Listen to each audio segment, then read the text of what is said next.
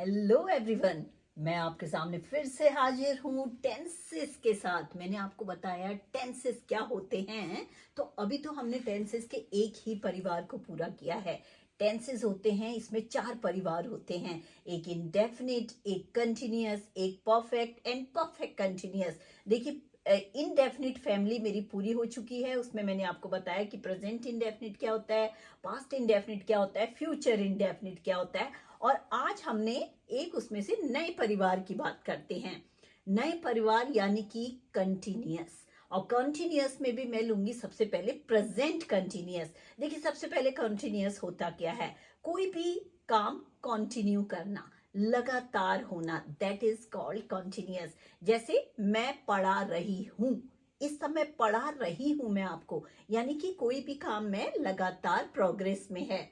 And आप मुझे सुन रहे हैं, आप मुझे देख रहे हैं, आप लर्न कर रहे हैं, आप इंग्लिश सीख रहे हैं, बच्चे आ रहे हैं, लोग शोर मचा रहे हैं, सूरज निकल रहा है, पंखा चल रहा है, मम्मी डांट रही है, पापा खाना खा रहे हैं, दीदी स्कूल जा रही है। तो आपने एक चीज इसमें नोट की, मैंने आपको इंडेफिनिट में बताया था कि उसमें ता के बाद हा आता है। मैं जाता हूँ, खाता हूँ, पीता हूँ, सोता हूँ। लेकिन हम कॉन्टिन्यूअस में क्या बात कर रहे हैं? रहा, रही, रहे।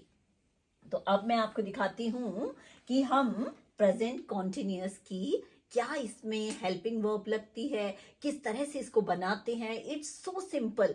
बल्कि मैं कहूंगी टेंसेस में अगर सबसे सरल कोई है तो वो है कॉन्टिन्यूअस। ये बेचारा बड़ा सीधा साधा परिवार है। इसमें देखते हैं हम क्या होता है। ये देखिए, प्रेजेंट कॉन्टिन्यूअस की हम बात करते हैं तो इसमें हिंदी सेंटेंसेस में आता है रहा, रही, रहे, उसके बाद है, ही, जो भी है, रहा है, रही है, खा रहे हैं, पी रहे हैं। हाँ, तो आना ही आना है।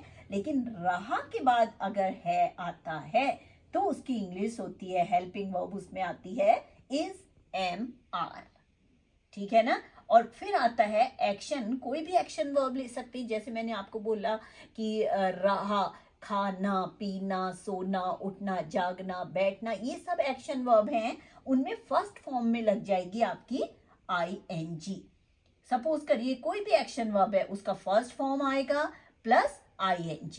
यहां पे आएगा इसका first form of verb plus ING। ईट है तो ईटिंग हो जाएगा, रन है तो रनिंग हो जाएगा, स्लीप है तो स्लीपिंग हो जाएगा, राइज है तो राइजिंग हो जाएगा। और इनकी हेल्पिंग वर्ब्स होती हैं इज, एम, आर।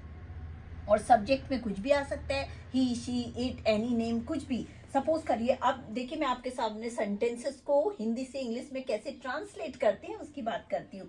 मैं जा रहा हूँ। पहले आप सेंटेंस को समझिए, आप किस उसमें बोल रहे हैं। मैं सब्जेक्ट हो गया, जाना हो गया एक्शन वर्ब, रहा क्योंकि कॉन्टिन्यूअस है, और उसके बाद ह means is, M, are.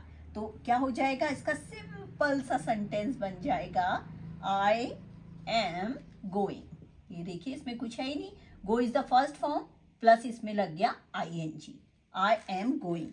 John खा रहा है तो हम बता देंगे जॉन इज। अब ये तो आपको पता होना चाहिए, जॉन इज सिंगुलर, सिंगुलर के साथ तो इज आता है, आई के साथ हमेशा एम आता है। आई इज तो आपने सुना नहीं होगा, जॉन एम तो सुना नहीं होगा। John is eating, John is eating. अब देखिए, ये सेंटेंस है बच्चे पढ़ रहे हैं, यानी कि बच्चों को बोलते हैं चिल्ड्रेन। कई लोग क्या बोलते हैं पता है आपको? Childrens, childrens. That is absolutely wrong.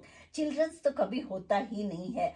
Plural is children, singular is child. Children, children plural है, ये सब्जेक्ट तो इसके साथ आर आएगा।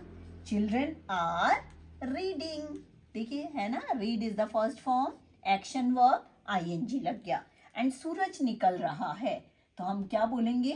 The sun is rising, the sun is rising. तो देखा आपने कितने सिंपल सेंटेंसेस हैं ये, सबसे सरल कॉन्टिन्यूअस। और ये था हमारा प्रेजेंट कंटिन्यूअस। सारी बातें हमने इसमें प्रेजेंट में करी, कोई भी भूतकाल की बात नहीं की, भविष्यकाल की बात नहीं की, सिर्फ प्रेजेंट में जो चल रहा है।